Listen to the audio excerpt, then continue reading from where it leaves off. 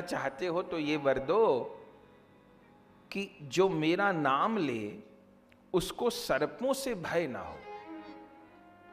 तो महाभारत में आदि पर्व में 3 श्लोक लिखे हैं इस संबंध में।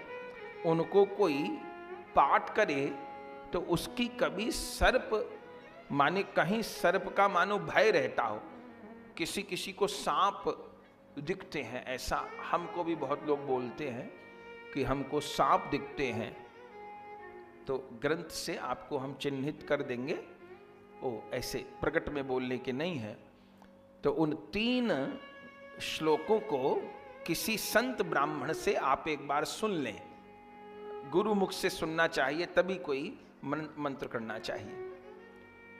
तो किसी को सर्प दिखते हो या घर में सर्प का भय रहता हो कि सांप निकल आता है, ऐसा बहुत जगह होता है ना। पहले तो बहुत होता था, अब तो कुछ कम हो गया। तो सर्प भय जिसको रहता हो तो वो उन 3 श्लोकों का प्रतिदिन पाठ करे। माने एक एक श्लोक की एक एक माला कर ले। कोई ज्यादा समय नहीं लगेगा, 15-20 मिनट लगेंगे।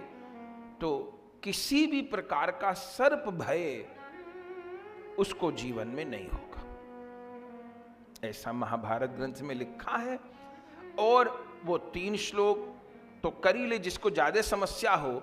ऐसे कभी कोई सर्प से घिर जाए तो सबसे जो छोटा उपाय है, जो नागों ने कहा है, बोले 3 श्लोक बोले वो तो बड़ी बात हो गई। सर्प आ जाए और सर्प का भय हो तो उस समय 3 बार कह दे आस्तिक आस्तिक आस्तिक। आस्तिक ऋषि का नाम, जिन्होंने सर्प यज्ञ बंद कराया।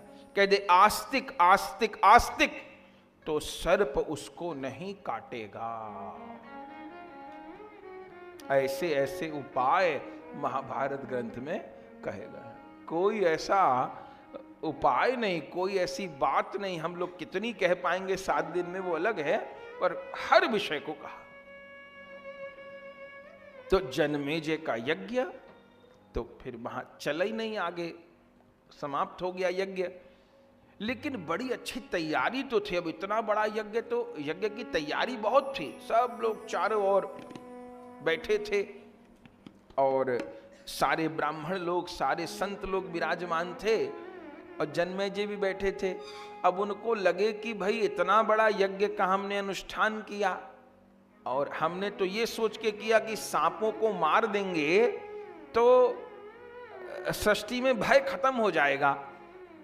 पर उनको फिर बाद में ये भान हुआ कि भगवान ने सृष्टि में जो भी बनाया है ना, निरर्थक कुछ नहीं है।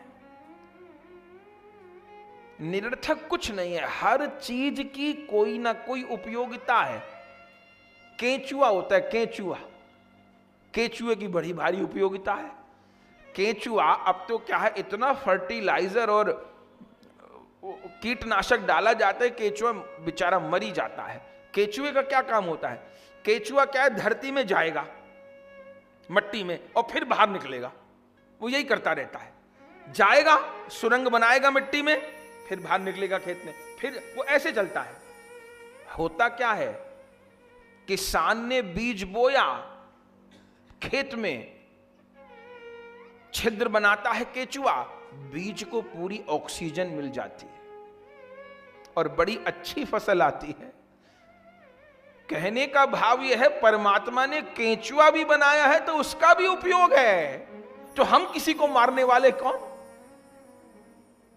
हम किसी को मारने वाले कौन है? हां, अपना बचाव हो जाए, अपना बचाव हो जाए, इतनी बात है। इसलिए किसी भी जीव को मारने से बचना है।